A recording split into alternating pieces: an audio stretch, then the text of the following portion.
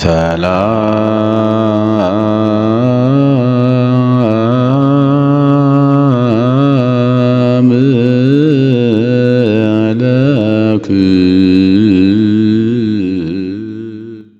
በስመ አብ ወወልድ ወመንፈስ ቅዱስ አሐዱ አምላክ። በመላው ዓለም የምትኖሩ የእግዚአብሔር ቤተሰቦች ሁላችሁም እንደምን አላችሁ? እንደምን ከረማችሁ? በያላችሁበት ጽንፈ ምድር አሁን እንደ እግዚአብሔር መልካም ፈቃድ ዛሬ የምንቀጥለው የብሉይ ኪዳን መጽሐፍ ቅዱስ ጥናታችንን ኦሪት ዘጸአትን ነው የምንመለከተው።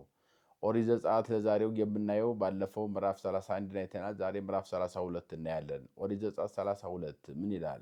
ስለሚናገር በውስጡ ምን ታሪክ አለው የሚለው እንመለከታለን። እንግዲህ በዚህ ምዕራፍ ላይ የምንመለከተው ህዝቡ እግዚአብሔርን ትተው ጣዖት ማምለካቸውን፣ አሮን አስገድደው ጣዖት ማሰራታቸውን፣ በዚያ ላይ እግዚአብሔር መቆጣቱን፣ ሙሴ ጽላት ይዞ ከተራራው ሲመጣ ያን ስብኮ ላይ ወይም የላም ጥጃ ጣዖት አቁመው እየዘፈኑ እየጮሁ እያጨበጨቡ ያንን በዚያ ለጣዖት እየዘፈኑ ማግኘቱን እና ሌሎችንም ታሪኮች በሰፊ ያዘ ነው። እስኪ ምዕራፍ 32ን ምን ይላል እንመልከተው። ወሶበሪ ህዝብ ከመጎንዴ ሙሴ ወሪደ እምደብር። ህዝቡ ሙሴ ወደ ተራራ ወጥቶ ከእግዚአብሔር ጋር እየተነጋገረ ነበርና ከእግዚአብሔር ጋር ቆይቷል። እዚያው ላይ እየጾመ እየጸለየ ጽላትም ተሰጥቶታል። ጽላትን የተቀበለው በጾም በጸሎት ነው። ጾመ ሙሴ 40 መዓልተ ወ40 ሌሊተ ወውሃቦ ጽላተ ዘሕግ ወይቤሎ እቀብ ሕጌ ወሥርዓቴ ዘጽሑፍ ውስቴቱ ብሎ በኦሪት ዘዳግም በዳግም ሕግ ላይ እንደሚያመጣው ማለት ነው። 40 መዓልት 40 ሌሊት ጾመ። የጾም ውጤት ጽላት ተሰጥቶታል ማለት ነው። ጽላት ብቻውን አይደለም፣ 10 ትእዛዛተ ኦሪት የተጻፈበት ማለት ነው። ሰው ተሰጥቶታል። ሙሴ ግን 40 ቀን ሲዘገይባቸው ህዝቡ ሙሴ የቀረበትን ምክንያት ስላላወቁ ተንሳ ህዝብ ተነሳ። ላይለ አሮን ወይቤልዎ ተንስ ወግበር ለነ አማልክተ እለ ይሃጉሩ ቅድሜነ እስመ ዝንቱሰ ሙሴ ዝግቱሰ ሙሴ ዝንቱሰ ሙሴ ዘአውፅአነ እምድረ ግብፅ ኢነአምር ምንተ ኮነ።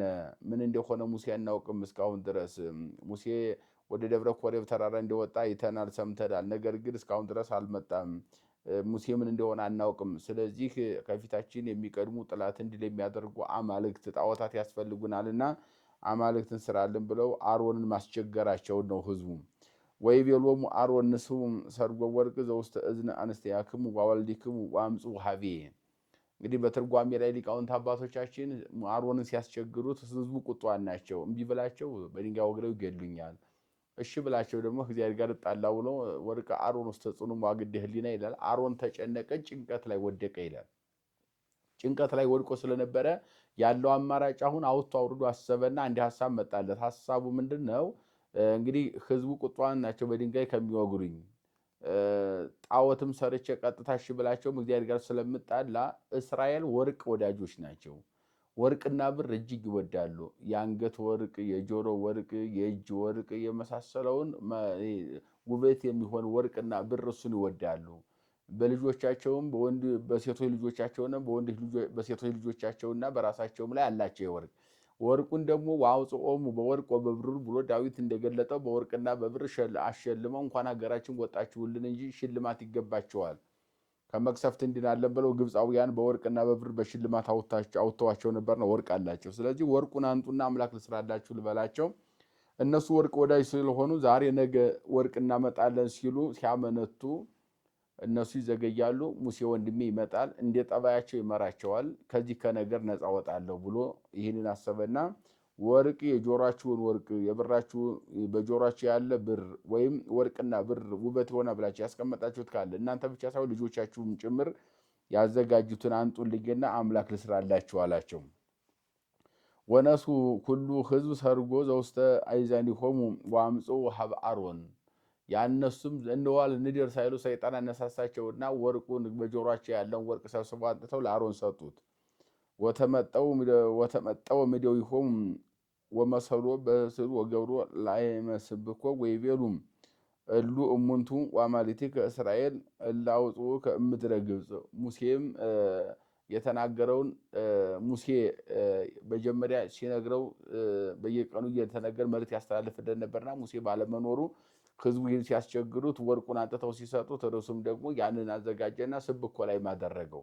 በትርጓሜው ላይ ጉድጓድ አስብሶ እሳት አስነድዶ እዚያ ውስጥ ወርቁን ጣሉት። ብሩን ብላቸው እዚያ ውስጥ ቢጥሉት አንገቱ ራሱ የወርቅ አንገቱ የብር ጅራቱና እግሩ የሐር ሆኖ ወጣ። አንድም ተድበልብሎ ወጣ። ያንን ቅርጽ የላም ቅርጽ አስይዞ አምላካችሁ ይሄ ነው ከግብፅ ያወጣችሁ ብሎ አዋጅ ማወጁን ነው። ለዚህም ነው ሊቁ ሊረስብህ ኮላይ ማቆመ በደብረ ኮሬብ መካን ካህኑ አሮን ወምእመን ዘመሃር ክምጎል አሮን ካህን መሃሩን ስላሴ ሄራን በኮሬብ ተራራ በሲና ምድረ በዳ የላም ጥጃ አቁሞ አሮን ለዚህ ስገዱ ብሎ ህዝቡን ጣዖት አስመልኮ ነበረ። ያንን አድርጓል። ግን ይቅር በላይ ብሎ እግዚአብሔርን በኋላ አልቅሶ ሲጠይቅ እግዚአብሔር ይቅር ብሎታልና ስላሴን የሚቅር በሉኝ ኃጢአተኛውን ብሎ ሊቁ በድርሰቱ እንዲያስቀመጠው እሱም ወርቅና ብር ያንን በእሳት ውስጥ ሲጥለው ተድበልብሎ ወጣ። የላም ቅርጽ ስብኮ ላይ የላም ጥጃ ቅርጽ አስቀምጦ አድርጎ እነኚህ ናቸው ከግብፅ ባርነት ነፃ ያወጡ ብሎ በእግዚአብሔር ስም እነኛ ተሰይበው እነኛ እንዲያመልኩ መደረጉ ወሶበሪ አሮን ነደቀ ምስዋ አንጻሮ ወደ አሮን እንዘይብል ባለ እግዚአብሔር እየሰመ ከዚያው ያን ብቻ አይደለም አማልክቶች እነኚህ ናቸው ብሎ እሱን ከሰራ በኋላ ያንን ፊት ለፊት በህዝቡ መካከል አቁሞ እየሰም ባለ ጊዜ ነገ በዓል ይከበራል የእግዚአብሔር በዓል ብሎ ለጣዖት አዋጅ ማወጁን ነው። ወጌሰ አሮን በሳኔታ ዋይረገ መስዋዕተ ዋባ ቁርባነ አሮንም ወደዚያ ሄደ። በማግስቱ መስዋዕት አሳረገ፣ መስዋዕትን አደረገ፣ ዕጣንም አሳረገ። ዘመስዋዕተ ፍርቃ ወነበረ ህዝብ ወይ በሉ ወይ ሰቱ ወተንሱ ወይ ተዋነዩ ይበሉ ይጠጡ ነበረ። ከዚያም ተነስተው መጫወት ጀመሩ። ወነበቦ እግዚአብሔር ለሙሴ ወይ ቤሎ እግዚአብሔር ሙሴን ብሎ ተናገረው። ሁር አፍጥን ወሪደ ሀበ ህዝብ እስማ አበሱ ህዝብ ከዛውፃይ ከምድረ ግብፅ እነሆ ፈጥነህ ውረድና ወደ ህዝብ ሂድ፣ እነሱ ከግብፅ ያወጣቸው ህዝቦች በደሉኝ አለ። እንግዲህ ሊቃውንት ምናሉ ህዝብ ካለው ወደ ህዝቦች ሂድ ውረድ ነው ያለው። ህዝቦች ይላቸው ነበር እግዚአብሔር ከዚያ በፊት እስራኤል ማለትም ቀጥታ እግዚአብሔር ህዝብ ማለት ነው። ሙሴም አንድ ቀን የሙሴ ህዝብ ብሏቸው አያውቅም። ያን ቀን ግን ወደ ህዝብ ውረድ ሂድና ፈጥነህ ውረድ ወደ ህዝብህ ሂድና ምከር አስተምር ብሎታል። ህዝብ አላቸው።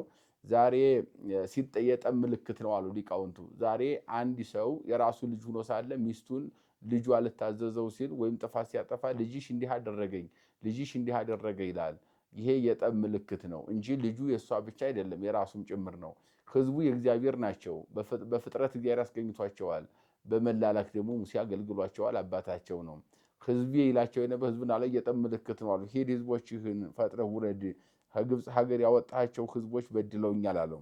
ዋለው ፍጡነ እምነፍኖት ከመንገድ ፈጥነው ክደዋል። እንተ አዘዝካሆሙ ወገብሩ ሎሙ ላህመ ወሰገዱ ሎቱ ወሶም እነሆ ጣዖት ሰርተው ለሱ ሰግደዋል። ወይቤሉም እንዲህም አሉ እሉ እሙንቱ አማልክቲ ከእስራኤል ላውጽኡ ከምድረ ግብፅ ከግብፅ ሀገር ያወጡህ እነዚህ ናቸው አማልክቶችም ብለው እስከዚህ ድረስ ክደውኛል።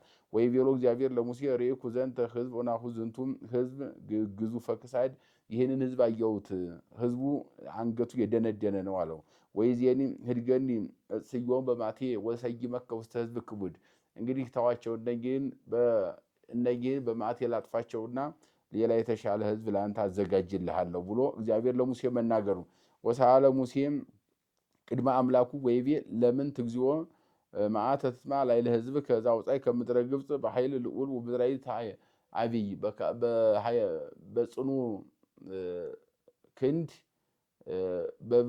በጽኑ ክንድ ህዝብህን ከግብፅ ምድር ያወጣው ህዝብ መሆኑ ይታወቃል።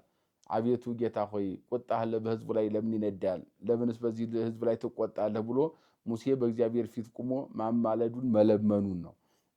ከመይበሉ ግብፅ በኩይ አውጽኦሙ ከመይትሎም በውስተ አድባር ወያጥፍኦም ውስተ ምድር ከምድር ያጠፋቸው ዘንድ አወጣቸው እንጂ ለመልካም መቼ አወጣቸው እንዳይሉ ግብፅ የግብፅ መሳለቂያ እንዳይሆኑ ያንተም ስም እንዳይነቀፍ አቁረር መዓተከ ዘተማእከ የተቆጣህን ቁጣህን አብርድ መሐሬ ኩን ላይለእከይዎሙ ለህዝብከ በህዝቦችህ ላይ በክፋታቸው ላይ ይቅርታን አድርግ አፍስላቸው ይቅርታ ስጣቸው ይቅርታንም አሳያቸው ብሎ ሙሴ ወደ እግዚአብሔር መጸለዩን ነው። ተዘከር አብርሃምሃ ወይስሐቅ ወያዕቆብሃ ግብርቲከ እለ መሃልከ ሎሙ በርስከ እነሆ አስቀድመህ ለአብርሃም ለይስሐቅ ለያዕቆብ በማልክላቸው የገባህላቸው ቃል እነሱን አስብ። ከመክታብዝ ዘሩሆሙ ከመኮከበ ሰማይ ወከመ ሆጻ ዘድንጓገ ባሕር እንደ ባሕር አሸዋ እንደ ሰማይ ኮከብ እንደ ባሕር ድንጋይ እንደ ሰማይ ኮከብ አበዛልሃቸዋለሁ ዘራችሁን ብለህ የገባህላቸውን ቃል የገባኸውን ያን አስብ። ወሰረየ እግዚአብሔር በእንተ እኪት እንተ ኢቤ ይግበር ላይ እግዚአብሔር እግዚአብሔር በህዝቡ ላይ መልካም ያደርግ ዘንድ ይቅር አለ እግዚአብሔር። ወተመይጠ ሙሴ ወረደ ውስተ ደብር በክልኤ ጽላት ዘትእዛዝ ውስተ እዴሁ ጽላት ዘእብን ጽሑፋት እንተ ክልኤ ሁለት ሕግ የተጻፈባቸው ሁለት ጽላቶችን ይዞ ሙሴ ከደብረ ኮሬብ መውረዱን ነው። እንግዲህ እዚህ ላይ የምንመለከተው መጽሐፍ ቅዱስን ስንረዳ በደንብ አድርጎ አባቶች ጸልየው ሰውን ከእግዚአብሔር ጋር ማስታረቅ እንደሚችሉ ሰው የፈለገው በድል ይበድል ጣዖት እንኳን አምልኮ ጣዖት ማምለክ ማለት እግዚአብሔር የለም ብሎ መካድ ነው። ይህን ያክል ክደው ግን ተምሮ ከተመለሱ በአባቶች ጸሎት በይቅርታ እግዚአብሔር ሕዝቡን ይቅርታ ብሎ ወደ ቀድሞ ፍቅሩ እንደሚመለስ እግዚአብሔር ከሙሴ እንማራለን ማለት ነው። እዚያ ሁለት ጽላቶችን ይዞ መጥቶ ነበረ። እግዚአብሔር የሰጠውን የተጻፈባቸው ትእዛዛት የተጻፈባቸው እነሱን አንጥቷል።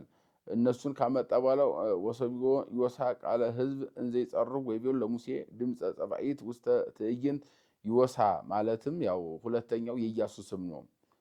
ዮሳ የሚባለው ወይም ሆሴ ይለዋል፣ ዮሳ ይለዋል። እንደው ሆሴ ነው በአብዛኛው። ሆሴና ሙሴ ጋር ተከትሎ ይውል ያድር የነበረ አንዱ ስሙ ሆሴ፣ ሁለተኛው ስሙ ደግሞ አውሴ፣ ሶስተኛው ስሙ ኢያሱ ይባላል። እሱ የሕዝቡን ጩኸት ሰምቶ ምንድን ነው የምሰማው ብሎ ተናግሯል። ወይቤ ሙሴ የኮነ ዝንቱ ድምፅ ዘመላእክት፣ ይሄ የኃይለኛ ድምፅ አይደለም፣ ወይን ጠጅ ጠጥተው እስራኤል እየጨፈሩ እየዘፈኑ ነው እንጂ ጣዖት አምልከው። ወሰበ ቀርበ ሙሴ ለትዕይንት ርግቦ ለውእቱ ላይ ወተውኔት ወተባአ ሙሴ ወገደፎን ውስተ እዴሁም ለእልክቱ ክልኤ ጽላት ወተቀጥቀጦን በታሕተ ደብር። እነኛ ሁለቱን ጽላቶች መጥቶ በቁጣ ጣዖቱ ላይ ሲወረጉራቸው ጣዖቱን መታው፣ ጣዖቱም ጽላቱም ተሰበሩ። አንድም ደንግጦ ጣዖት ሲያወልኩ አግኝቷቸዋልና ያንን ቢያይ ደንግጦ ዛሬ ከካህን እጅ ጽንሃ ወድቆ ከዲያቆን እጅ ጽዋ ወድቆ እንደሚሰበር እንደዚያ ተሰብረውበታል። ወነሶን ለውእቱ ላይም ዘገብሩ አዋዮን በእሳት ያንንም የሰሩትን ጣዖትን በእሳት ማቃጠሉ ሙሴ። ወይቤሎ ሙሴ ለአሮን ምንተ ረሰይከ በእንተ ሕዝበ ከመ ታምጽእ ላዕሌሆሙ ኃጢአተ አብየ፣ ታላቅ ኃጢአት በሕዝቡ ላይ መከራ ታመጣባቸው ዘንድ ለምንድን ነው ይህን ያደረግከው ብሎ ሙሴ አሮን ወንድሙ ካህኑን መገሰጹን። ወይቤሎ አሮን ለሙሴ፣ አሮንም አለው ይትማ እግዚአብሔር እስመ ለሊከ ተአምር ግዞሙ ለዝንቱ ሕዝብ፣ የሕዝቡን ባህሪ አንተ ታውቃቸዋለህ። እግዚአብሔር አይቆጣ ምን ይሁን? ወሶበ ኢይትማ እግዚአብሔር ሊቆጣም አይገባውም። ምክንያቱም የሕዝቡን ሁኔታ የሕዝቡን ማንነት የሕዝቡን ባህሪ አንተ በደንብ ታውቃለህ። ሶበ ይቤሉኒ ግበር ለነ አማልክተ እለ ያዕቡዱም ቅድሜነ፣ ከፊታችን የሚሄድ ወለ ይጸቡ ጸረነ፣ ጠላት እንዲል የሚያደርግ አማልክት ስራልን ብለው አስገደዱኝ።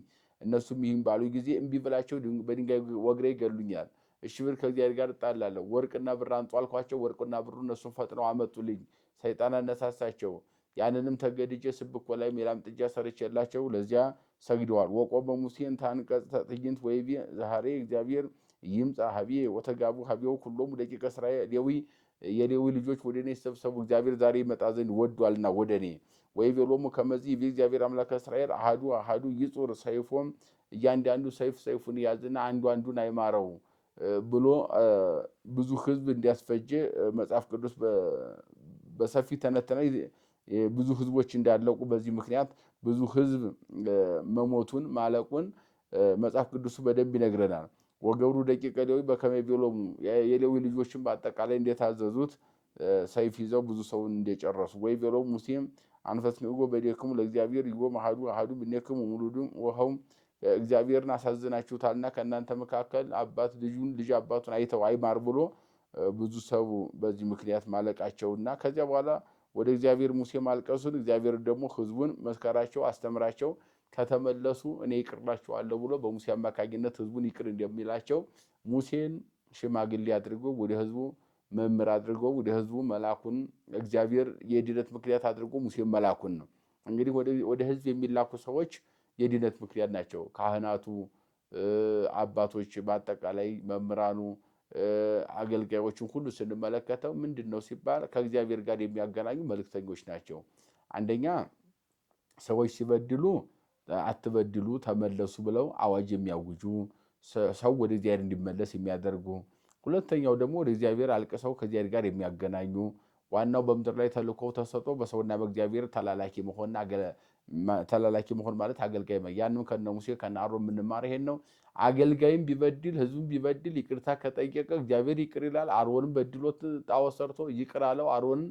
እንደገናም ህዝቡን ደግሞ ጣዖት አምልከው ነበርና እግዚአብሔርን ይቅር እንዲሉ በሙሴ አማካኝነት ተግሳጽና ምክር ትምህርት እንዲደርሳቸው እግዚአብሔር ካደረገ በኋላ ህዝቡን መክሮ አስተምሮ ሙሴ ወደ እግዚአብሔር መመለሱን እግዚአብሔርም ከነሱ ጋር አብሮ በምሕረትና በይቅርታ መንገዳቸው እንዲቀጥሉ ማድረጉን ሙሴ ጽላቱ ተሰብሮበት ወደ እግዚአብሔር ማልቀሱን ሌላ ጽላት አዘጋጅቶ እንዲመጣ እግዚአብሔር መመሪያ መስጠቱን በዝርዝር የሚነግረን የመጽሐፍ ቅዱስ ክፍል ነው።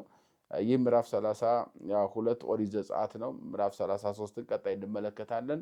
የመከረን የገሰጸን ያስተማረን የሰራዊት ጌታ እግዚአብሔር አምላካችን ከፀሐይ መውጫ እስከ ፀሐይ መግቢያ በፍጥረታት ሁሉ አንደበት ስሙ የተመሰገነ ይሁን። ይቆየን።